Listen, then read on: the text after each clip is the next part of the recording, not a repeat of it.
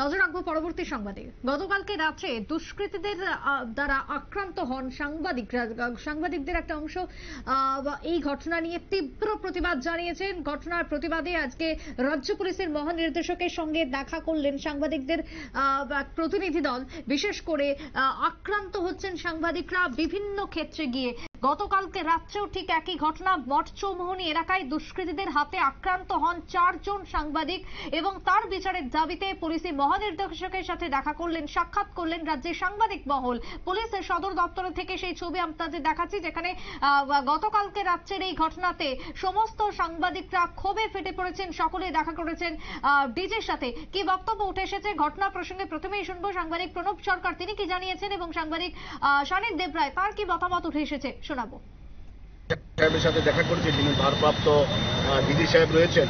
আমাদের ত্রিপুরার অতীত ইতিহাস রয়েছে, 2 জন সাংবাদিক আমাদের হত্যা হয়েছে, আমরা হারিয়েছি। আজকে পর্যন্ত কারোর বিচার হয়নি।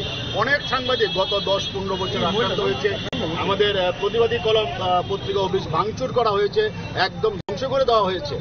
এটারও কোনো বিচার হয়নি। কালকে রাত্রে যে ঘটনা ঘটেছে আমরা স্তম্ভিত হয়ে গেছি। শহরের উপরে 4 জন সাংবাদিককে এইভাবে মারধর করা হয়েছে। আজকে আমরা এই খবর পেয়ে সকালে আমরা আজকের ফরিয়াদ পত্রিকা অফিসে আমরা বসেছিলাম, সবাই আমরা আলোচনা করেছি। করার পর আমরা আজকে ডিজি সাহেবের সাথে দেখা করেছি এবং পুলিশকে আমরা বলে দিয়েছি এরপরে যদি একটা ইনসিডেন্ট হয় আগরতলা শহরে বা সারা রাজ্যে কোথাও, আমরা কিন্তু ছেড়ে দেব না। আজকে আমরা সবাই ছিলাম, একদম সব এডিটররা ছিল, সব সাংবাদিকরা ছিল, সব সাংবাদিক সংগঠন এখানে ছিল। আমরা বলে দিয়েছি যে একটা ইনসিডেন্টও শহরের উপরে করা যাবে না।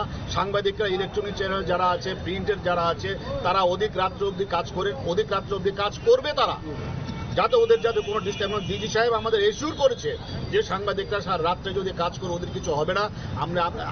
আমরা দায়িত্ব নিয়েছি, আমরা এটা বিশ্বাস করি যে উনি এই কথা পালন রাখবেন এবং ওনার কথা যদি না হয়, আরেকজন সাংবাদিক যদি অ্যাটাক হয়, তাহলে কিন্তু আমরা সারা রাজ্যব্যাপী কিন্তু আমরা আন্দোলন করব। এটাই আজকে আমাদের প্রথম এবং শেষ কথা। যে গতকাল রাত্র গভীর রাত্রে 1টা থেকে 1:30টার মধ্যে আমাদের 5-6 জন সাংবাদিক যখন তাদের পেশাগত কাজে পূর্ব বা থানা পুলিশ স্টেশনের দিকে যাচ্ছিল, হঠাৎ করে একটা গাড়িতে করে কিছু হুলিগানস এবং কয়েকজন বাইকে ছিল, এরা হঠাৎ করে ওদেরকে মাঝপথে থামায় এবং এদের উপরে হঠাৎ করে উইদাউট এনি প্রভোকেশন ওদেরকে আক্রমণ করে। আমাদের ওখানে প্রসেনজিৎ, মিহিরলাল সরকার, প্রণব শীল, এরা এ রাজ্যের রিনাউন্ড সাংবাদিক, এদের সঙ্গে জুনিয়র সাংবাদিক ছিল আরও 3-4 জন। মানে যতটুকু সম্ভব ওদেরকে মারা হয়েছে, রাস্তায় ফেলে পেটানো হয়েছে, মানে রক্তাক্ত করা হয়েছে। আমাদের সাংবাদিককে আপনার স্ক্যান করতে হয়েছে ওই রাত্রেবেলায়। ওখান থেকে পূর্ব থানাতে এই বিষয়টা যাবার পর পূর্ব থানার পুলিশ এগিয়ে আসে এবং পূর্ব থানার পুলিশ এসে ওরাই একজনকে ধরে রেখেছিল, গাড়ির ড্রাইভারটাকে, বাকিরা পালিয়ে গেছে। ড্রাইভারটাকে ওরা পুলিশের হাতে তুলে দেয় এবং ওকে ডিটেইন করা হয়েছে। আমরা এই বিষয়টাতে ভীষণ বিক্ষুব্ধ, কারণ একের পর এক এই রাজ্যে ঘটনা ঘটে চলেছে। আপনি 3 বছর আগে এই রাজ্যে প্রতিবাদী কলম এবং দেশের কথার উপর আক্রমণ ঘটেছে, আজকে পর্যন্ত তার কোনো বিচার পাওয়া যায়নি।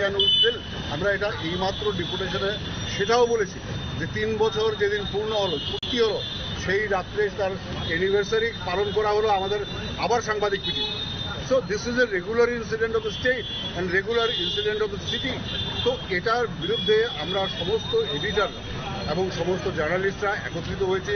আমরা আমাদের ডিজি ইন্টেলিজেন্স অনুরাগ ধানকর সাহেবের কাছে সময় চেয়ে উনি সময় দিয়েছেন। আমরা এতক্ষণ ওনার সঙ্গে কথা বলেছি, আমরা সমস্ত বিষয়টা তুলে ধরেছি।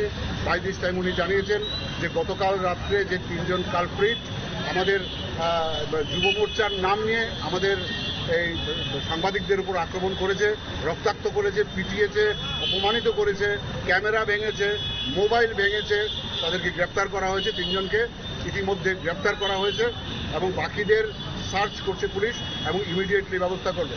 আমরা বলেছি 48 ঘন্টার মধ্যে যদি পুলিশ তার সর্বোচ্চ ব্যবস্থা এই সমস্ত ক্রিমিনালের বিরুদ্ধে না নেয়, তাহলে আমরা রাজ্য জুড়ে আবার আন্দোলনে নামবো। কারণ গণতন্ত্রের 4র্থ স্তম্ভ যদি আক্রান্ত হয়, আমি মনে করি গণতন্ত্রের কোনো অস্তিত্ব কোনো রাজ্যে থাকে না। এই রাজ্যের শীর্ষে একজন অত্যন্ত স্বচ্ছ ভদ্রলোক মানুষ আছেন মুখ্যমন্ত্রী হিসাবে।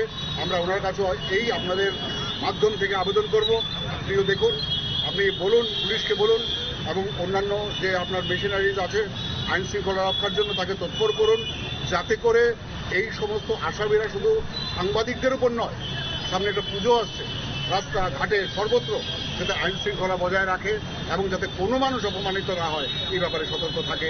আমরা এই আবেদন রেখেছি। আমরা অ্যাজ এ হোল স্টেটে ডেমোক্রেসি বজায় রাখবার জন্য আমরা পুলিশ প্রধানের কাছে আবেদন রেখেছি। আমরা ডিসি সাহেবের সঙ্গেও ফোনে কথা বলেছি, উনি আউট অফ স্টেশন আসেন আজকে, উনি ফিরে এসে আমাদের সঙ্গে কথা বলবেন বলেছে। এই প্রসঙ্গে আমরা মুখ্যমন্ত্রী মহাশয়ের কাছে আমরা এই আবেদন নিয়ে যাব এবং কথা বলবো। এটা আবেদন না বলবো না, এটা বলবো আমাদের দাবি। কারণ একের পর এক সাংবাদিক লাঞ্ছিত হচ্ছে, একের পর এক সাংবাদিক অপমানিত হচ্ছে এবং তার বিরুদ্ধে কোনো ব্যবস্থা নেই।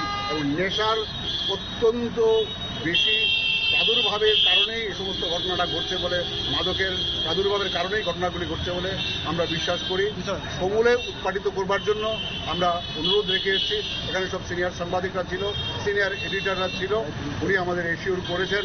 আমরা আবার বসবো, এই ওনার থেকে সিদ্ধান্ত নিলাম, আমরা ওনার মতামত জানলাম এবং শুনতে পেয়েছি 3 জন অ্যারেস্ট হয়েছে।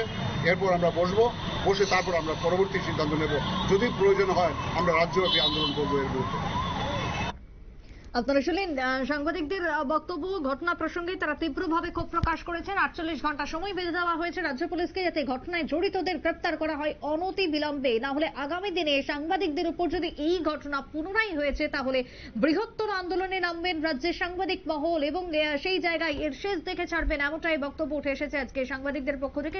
রীতিমতো ক্ষোভ প্রকাশ করেছেন সমস্ত এডিটররাও। ছোট্ট বিরতির পর ফিরে আসবো, সঙ্গে থাকুন।